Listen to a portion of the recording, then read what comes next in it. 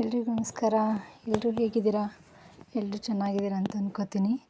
ಹಾಗೆ ಮೇಲೆ ಸ್ವಲ್ಪ ಕಬ್ಬಣ ಎಲ್ಲ ಹಾಕಿ ಬಿಟ್ಟಿದ್ವಲ್ಲ, ಅದಕ್ಕೆ ಶೀಟ್ ಹಾಕೋಣ ಅಂತ ಹೇಳ್ಬಿಟ್ಟು ನಾವು ತುಂಬ ಯೋಚನೆ ಮಾಡಿ, ತುಂಬ ಡಿಸ್ಕಸ್ ಮಾಡಿ, ಅಮೌಂಟ್ ಎಲ್ಲ ಹೇಗಾಗುತ್ತೆ ಅಂತೆಲ್ಲ ನೋಡಿ UPVC ಶೀಟ್ ತರಿಸಿದ್ದೀವಿ. ಇದು ಫಸ್ಟ್ ಟೈಮ್ ಅಂದರೆ ನಮ್ಮ ಸೈಡಿಗೆ ಹಾಕ್ಸ್ತಾ ಇರೋದು. ಕಡಿಮೆ ಜನ ಹಾಕಿದ್ದಾರೆ, ಹಾಗಾಗಿ ಮನಸ್ಸಿರಲಿಲ್ಲ. ಬಟ್ ಇದು ಸ್ವಲ್ಪ ಸೌಂಡ್ ಕಮ್ಮಿ ಮಾಡುತ್ತಲ್ಲ ಅನ್ನೋದಕ್ಕೋಸ್ಕರ ಈ ಶೀಟ್ನ ನಾವು ಸೆಲೆಕ್ಟ್ ಮಾಡಿದ್ವಿ. ತಗಡು ಶೀಟ್ ಹಾಕೋದಕ್ಕೆ ಹೆವಿ ಸೌಂಡ್ ಬರುತ್ತೆ. ನಾವು ಒಂದು ಸ್ವಲ್ಪ ಟೈಮ್ ಹಾಸನಲ್ಲಿದ್ದಾಗ ನಾವು ಶೀಟ್ ಮನೇಲಿ ಇದ್ದಿದ್ದು, ಸೊ ಹಾಗಾಗಿ ಅದ್ರ ಪ್ರಾಬ್ಲಮ್ ನನಗೆ ತುಂಬ ಚೆನ್ನಾಗಿ ಅರ್ಥ ಆಗೋಗ್ಬಿಟ್ಟಿತ್ತು. ಹಾಗಾಗಿ ಆ ಶೀಟ್ ಹಾಕ್ಸೋಣ ಅಂತ ಹೇಳ್ಬಿಟ್ಟು ಬಂದಿದ್ದೀವಿ. ನೋಡಿ, ತುಂಬ ಜನ ಅನ್ಕೋತಾರೆ, ಮದುವೆ ಆಗಿಬಿಟ್ರೆ ಸಾಕು, ಹಂಗಿರ್ತಾರೆ ಹಿಂಗಿರ್ತಾರೆ ಅಂತ. ನಾವು ಹೋಗೋ ಮನೆ ಹೇಗಿರುತ್ತೆ ಅದ್ರ ಮೇಲೆ ನಾವಿರ್ತೀವಿ.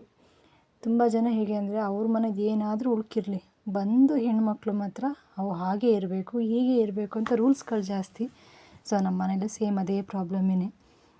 ಮನೆ ಹೆಣ್ಮಕ್ಳು ಅವ್ರು ಹೆಂಗೆ ಬೇಕಾದ್ರೂ ತಿರುಗ್ಬೋದು, ಅವ್ರು ಹೇಗೆ ಬೇಕಾದ್ರೂ ಜೀವನ ಮಾಡ್ಬೋದು. ಬಟ್ ಮನೆಗೆ ಬಂದು ಸೊಸೆಯರು ಮಾತ್ರ ಹಿಂಗೆ ಮಾಡಬೇಕು ಹಾಗೆ ಮಾಡಬೇಕು ಅಂತ ರೂಲ್ಸ್ ಹೇಳ್ತಾರೆ. ಇನ್ನೂ ಮಾಡೋಂಗೆಲ್ಲ ಕಟ್ಕೊಂಡಿದ್ದಾರೆ ಅಂದಮೇಲೆ ನಾವು ಅವ್ರು ಹೇಳ್ದಂಗೆ ಕೇಳ್ಕೊಬೇಕಲ್ಲ. ಸೊ ಅದಕ್ಕಾಗಿ ಏನೇ ಹೇಳಿದ್ರು ಏನೇ ಮಾಡಿದ್ರು ಸಹಿಸ್ಕೊಂಡು ಸುಮ್ಮನೆ ಇರ್ತೀವಿ. ಒಂದೇ ರೀಸನ್ನು, ಸಹಿಸ್ಕೊಂಡು ಸುಮ್ಮನೆ ಇದ್ದೀವಿ ಅಂತ ಅಂದರೆ ನಮ್ಮ ಕೈಲೇನೂ ಆಗಲ್ಲ ಅಂತಲ್ಲ, ಮರ್ಯಾದೆಗೋಸ್ಕರ. ಆಗಬಾರ್ದು ಮದುವೆನ ಆದಮೇಲೆ ಕಷ್ಟನೋ ಸುಖನೋ ಆ ಮನೇಲೇ ಜೀವನ ಮಾಡಬೇಕು ಅನ್ನೋದೊಂದೇ ನನ್ನ ತಲೆಯಲ್ಲಿರೋದು. ಎಷ್ಟೋ ಜನ ಪಾಪ ಅದನ್ನೆಲ್ಲ ನಿಭಾಯಿಸೋಕ್ಕಾಗ್ದೇ ಎಷ್ಟೋ ಹೆಣ್ಮಕ್ಳು ಸೂಸೈಡ್ ಮಾಡ್ಕೊಂಡಿದ್ದಾರೆ.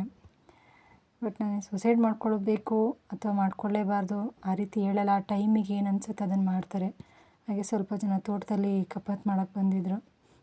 ನಮ್ಮ ಮನೆಯವರು ಆ ಕಬ್ಬಣಕ್ಕೆಲ್ಲ ಫುಲ್ ಪೇಂಟಿಂಗ್ ಎಲ್ಲ ಮಾಡ್ತಾಯಿದ್ರು. ಅಂದರೆ ಅದೆಲ್ಲ ಡ್ರಿಲ್ ಮಾಡಿದ್ದು ಮತ್ತು ಅದಕ್ಕೆ ಕಪ್ಪು ಹಿಡ್ದಿರುತ್ತಲ್ಲ, ಹಾಗಾಗಿ ಅವರು ಅದಕ್ಕೆ ಪೇಂಟ್ ಪ್ಯಾಚಪ್ ಮಾಡ್ತಾಯಿದ್ರು.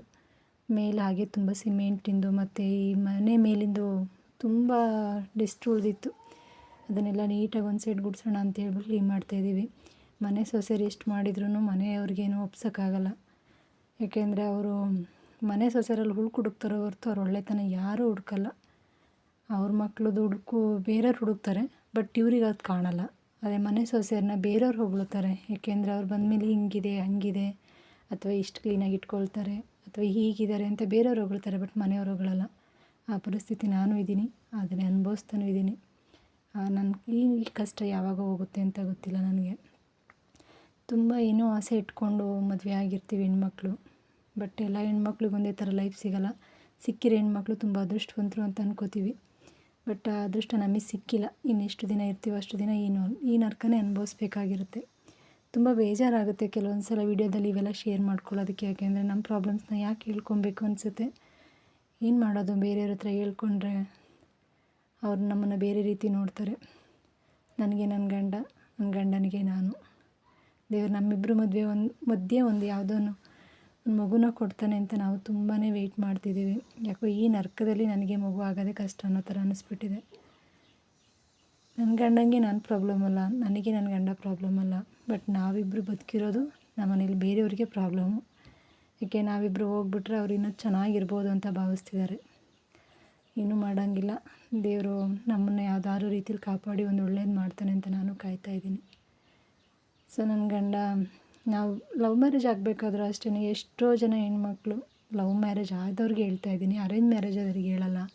ಏಕೆಂದರೆ ಅವ್ರ ಅಪ್ಪ ಅಮ್ಮ ತುಂಬ ಹುಡುಕ್ತಾರೆ, ತುಂಬ ಸರ್ಚ್ ಮಾಡ್ತಾರೆ, ಏನೇನೋ ಕೇಳ್ಕೊತಾರೆ, ಎಲ್ಲ ಮಾಡಿನೇ ಮದುವೆ ಮಾಡಿ ಕೊಡ್ತಾರೆ. ಬಟ್ ನಾವು ಲವ್ ಮಾಡ್ಬೇಕಾದ್ರೆ ಹುಡುಗನೊಬ್ಬನೇ ನೋಡ್ತೀವಲ್ವ. ನಮಗೆ ಹುಡುಗ ಒಬ್ಬ ಇದ್ದರೆ ಸಾಕು, ಅವನೇ ನಮ್ಮ ಪ್ರಪಂಚ, ಅವನದೇ ನಮ್ಮ ಜೀವನ ಎಲ್ಲ ನಡೆಯುತ್ತೆ ಅಂತ ಅನ್ಕೋತೀವಿ. ನೋಡಿ ಎಷ್ಟು ಇದೆ, ಡೆಸ್ಟ್ ಇದೆ, ಅದನ್ನೆಲ್ಲ ಕ್ಲೀನ್ ಮಾಡೋದಕ್ಕೆ ಅಂತ ಮಾಡ್ತಾಯಿದ್ದೀನಿ. ತುಂಬ ಬಿಸಿಲು ಬೇರೆ ಇದೆ. ಬಿಸಿಲಿಗಂತೂ ಕೆಲಸ ಮಾಡೋಕ್ಕೆ ತುಂಬ ಕಷ್ಟ. ಪಾಪ ತುಂಬ ಜನ ಬಿಸಿಲಲ್ಲೇ ಕೆಲಸ ಮಾಡ್ತಾರೆ. ನಾವು ಸ್ವಲ್ಪ ಮಾಡೋದಕ್ಕೇ ಯಪ್ಪ ಹಿಂಗೆ ಮಾಡೋದು ಈ ಬಿಸಿಲಲ್ಲಿ, ಪಾಪ ಅವ್ರು ಹೆಂಗೆ ಕೆಲಸ ಮಾಡ್ತಾರೆ ಅಂತ ಅನಿಸುತ್ತೆ. ಹಾಗೆ ಆವಾಗವಾಗ ಟ್ಯಾಕ್ಟ್ರಲ್ಲಿ ಸ್ವಲ್ಪ ಐಟಮ್ಸ್ ಬರ್ತಾಯಿತ್ತು. ನಮ್ಮ ಮನೆಯವ್ರು ಸ್ವಲ್ಪ ಬರೋದು ಹೋಗೋದು ಮೇಲೆಲ್ಲ ಮಾಡ್ತಾಯಿದ್ರು. ನನ್ನ ಕೆಲಸ ಮುಗಿಸ್ಕೊಂಬಿಡೋಣ ಅಂತ ಹೇಳ್ಬಿಟ್ಟು ಕೆಲಸ ಮಾಡ್ಕೋತಾಯಿದ್ದೆ. ಸೊ ಮದುವೆ ಆಗಬೇಕಾದ್ರೆ ನಿಜವಾಗ್ಲೂ ಹೇಳ್ತೀನಿ, ಹುಡುಗ ಒಬ್ಬನೇ ಇಂಪಾರ್ಟೆಂಟ್ ಅಂತ ಅನ್ಕೋತೀವಲ್ಲ, 100ಕ್ಕೆ 70% ಅಷ್ಟೇ, 30% ಅವ್ರ ಅಪ್ಪ ಅಮ್ಮನೂ ಇಂಪಾರ್ಟೆಂಟೇ. ಏಕೆಂದರೆ ನಾವು ಗಂಡ ಇದ್ದಾಗ ಅವರಿರೋ ರೀತಿಯೇ ಬೇರೆ, ನಮ್ಮ ಗಂಡದಿರಿಲ್ಲ ಅಂದಾಗ ಅವರಿರೋ ರೀತಿಯೇ ಬೇರೆ. ಅವ್ರಿಗೆ ನಾವು ಹೇಳಿದರೆ ಅರ್ಥ ಆಗೋಲ್ಲ. ಅಪ್ಪ ಅಮ್ಮನ ಬಗ್ಗೆ ಸುಳ್ಳು ಹೇಳ್ತಿದ್ದಾಳೆ ಹಾಗೆ ಹಿಂಗೆ ಅಂತ ಅನ್ಕೋತಾರೆ. ಬಟ್ ನಾವು ಹೆಣ್ಮಕ್ಳು ಏನು ಹೇಳಿದ್ರು ಅವ್ರು ನಂಬಲ್ಲ ಅಲ್ವಾ. ಅವ್ರ ಅಪ್ಪ ಅಮ್ಮ ಅವರಿಗೆ ಗ್ರೇಟು, ನಮ್ಮ ಅಪ್ಪ ಅಮ್ಮ ನಮಗೆ ಗ್ರೇಟು. ನಾವು ನೋವು ಅಂತ ಹೇಳ್ಕೊಂಡಾಗ ಸ್ಪಂದಿಸೋದು ನಮ್ಮ ಅಪ್ಪ ಅಮ್ಮ. ಬಟ್ ಅದೇ ನೋವು ನಮಗೆ ಅಂತ ಹೇಳಿದಾಗ ಸ್ಪಂದಿಸೋದು ಯಾರು? ಅತ್ತೆ ಮಾವ. ಯಾವತ್ತೂ ಅಪ್ಪ ಅಮ್ಮ ಆಗೋಕ್ಕಾಗಲ್ಲ. ಗಂಡ ಒಬ್ಬ ಜೊತೆಗಿರು ಸಾಕು ಅಂತ ತುಂಬ ಜನ ಹೇಳ್ತಾರೆ. ನಿನಗೇನು ಗಂಡ ಒಬ್ಬ ಚೆನ್ನಾಗಿದ್ದಾನಲ್ಲ, ಸಾಕು ಬಿಡು, ಅತ್ತೆ ಮಾವನ ಕಟ್ಕೊಂಡು ಹಿಂಗೇನಾಗಬೇಕು ಅಂತ. ಬಟ್ ಅತ್ತೆ ಮಾವ ಗಂಡ ಇಲ್ದಿದ್ದಾಗ ಕೊಡೋ ಟಾರ್ಚರ್ ಅವರೇ ತಾನೆ. ಏನು ಮಾಡೋಂಗಿಲ್ಲ, ನಮ್ಮ ಲೈಫಲ್ಲಿ ಏನು ಬರುತ್ತೆ ಅದನ್ನು ಅನುಭವಿಸ್ಕೊಂಡು ಹೋಗ್ಬೇಕು. ಸೊ ಕೆಲಸ ಎಲ್ಲ ಮುಗೀತು. ಸುಸ್ತು ಅಂದರೆ ಹೆವಿ ಸುಸ್ತಾಗಿ ಹೋಗ್ಬಿಟ್ಟು ಇಷ್ಟು ಕೆಲಸ ಮಾಡಿದ್ದಕ್ಕೇ. ವಿಡಿಯೋ ಇಷ್ಟ ಆದರೆ ಲೈಕ್ ಮಾಡಿ. ಪ್ರಾಬ್ಲಮ್ಸ್ನೇ ಹೇಳ್ಕೊತಿದ್ದಾಳೆ ಅಂತ ಅಂದ್ಕೊಬೇಡಿ. ಏನೋ ಒಂದು ವಿಡಿಯೋ ಮಾಡಬೇಕಾದ್ರೆ ಹೇಳ್ಕೋಬೇಕು ಅನ್ನಿಸ್ತು. Thank you so much.